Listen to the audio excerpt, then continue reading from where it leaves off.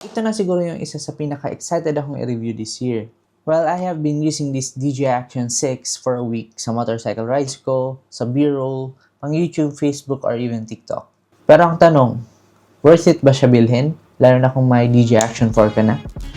Well, let's find out.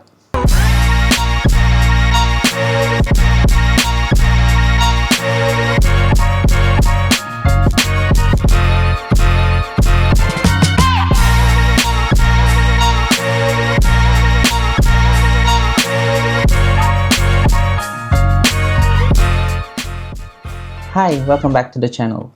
And for those who are new here, we do motovlogging content here and tech reviews at kung ano-ano lang. And for those who are wondering, I'm using the Osmo Pocket 3 for this video, and later on, makikita nyo yung mga video clips using the DJI Action 6. So before I use the DJI Action 6, I have the Action 4 last year. And actually, ginagamit ko siya sa motovlogging content and other videos. And honestly, maganda pa rin siya. I have skipped the Action 5 kasi I didn't think that there are much improvements sa Action 4. But when this Action 6 was released and they said that it has bigger lenses, I thought that it would be much better sa low light. Since na most of my videos are night riding and most of the comments were like saying na sir, bakit ang dilim ng video nyo? And also, sir, di ko nakikita yung sa paligid. So, I took this chance na kumuha ng Action 6. Also, this Action 6 has a super night view, kaya ang ganda. Later on, makikita nyo yung video. So, unahin natin sa design ng Action 6. So, you can see here, very familiar pa rin yung design niya. It's like Action 3, 4, and 5. But this one has bigger lenses. And this one is actually much bigger ng konti kasi bigger battery and also there is a built-in storage on this camera. And aside guys sa compact and premium pa rin yung build niya, sobrang dali niya pa rin dalhin kahit saan. Isa sa favorite features ko pa rin hanggang ngayon is yung magnetic quick release. One click lang and also you can reverse the quick release unlike the Action 4 and 5. Right now, yung Action 6, yung magnetic quick release nila, you can switch them up kung gusto nyo front-facing or back-facing. So, that's one thing na maganda ngayon sa quick release na Action 6. Also, since action camera siya, this is also a waterproof camera. And if you are planning to go on a beach or outing sa friends or motovlogging na umuulan, this is perfect for you. So, let's talk about the screen ng Action 6. Like 4 and 5, dual screen pa rin siya from back and front. There's a little screen here in the front. Mas pinalaki na siya kaysa sa 4 and 5. And also, still dual touchscreen pa rin sila. So, if you wanted to change the settings here in the front, you just slide it up. And dito nyo na makokontrol. As you can see here. And kung dito naman sa back, slide pa rin. Ang maganda dito is, once na makapili ka ng screen ang gusto nyo, for example, here in the front, automatic maglalak yung sa back para di magalaw. Now, let's talk about the image quality. Ito talaga yung dahilan kung bakit tayo bumibili ng cameras. Aside from this is very sharp, maganda ang colors, natural tingnan, hindi sobrang saturated, at maganda rin ang dynamic range. Let me share kung ano yung isa sa pinakamagandang feature na gusto ko sa Action 6. And this is the open gate feature. One thing about the open gate recording is mataas yung frame na nare-record niya. Meaning, you can record one video and choose the output sa DJI Mimo app if you want to upload it on YouTube, Facebook, or even TikTok.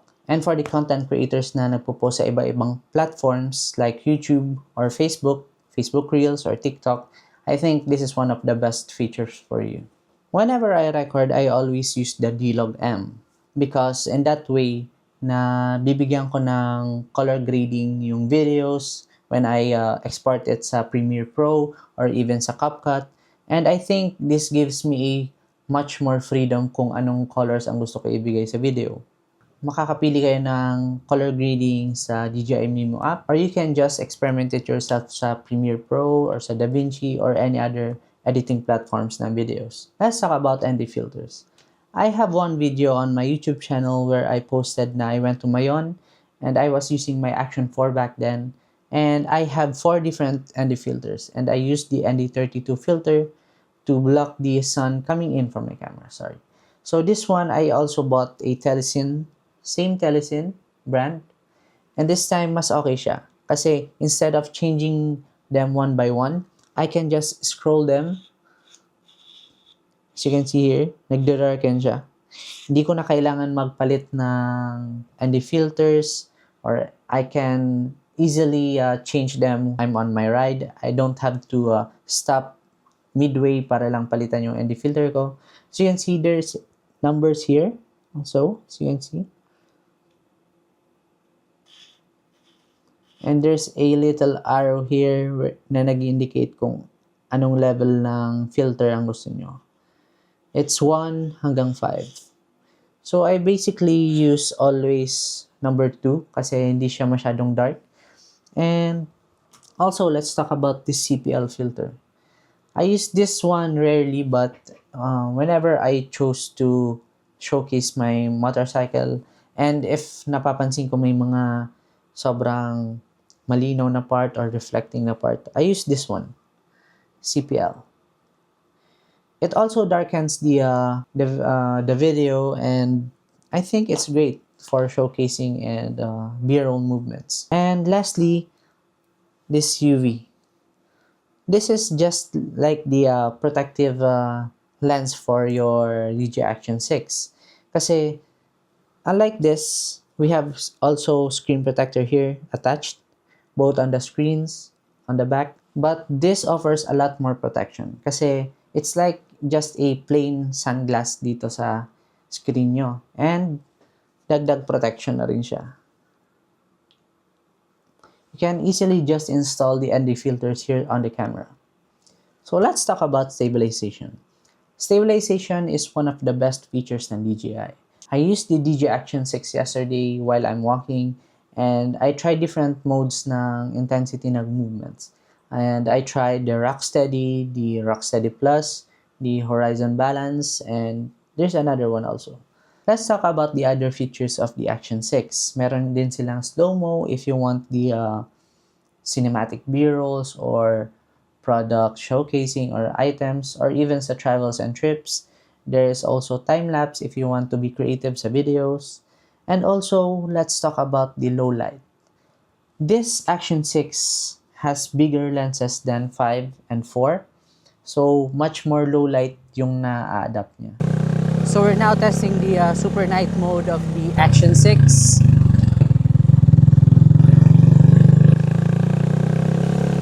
So, naka 4K resolution pa rin tayo and 30 FPS. Tutul!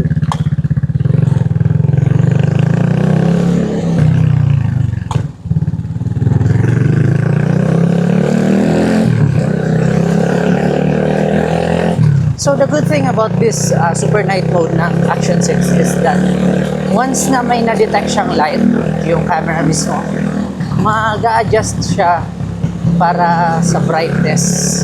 Kumbaga para ma-balance yung low light and yung brightness also. Which is very good Unlike dun sa Action 4 ko, most of the time my viewers always say na, "Sir, bakit ang dilim ng video nyo? Sir, dapat umaga kayo ng video." Sorry guys, and now I hope na maging okay yung video output. Sorry, yellow light. So yun, we're now testing the super night mode na DJI Action 6. And since na mas malaki ang sensors na Action 6 ngayon, much better siya sa low light.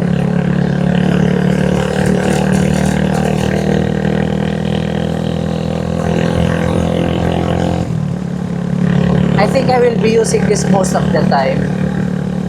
Kasi gabi lang ako malabas halos eh.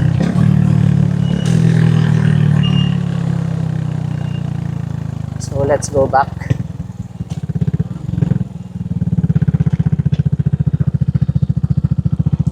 And by the way, this is not sponsored by DJI, pero DJI baka naman.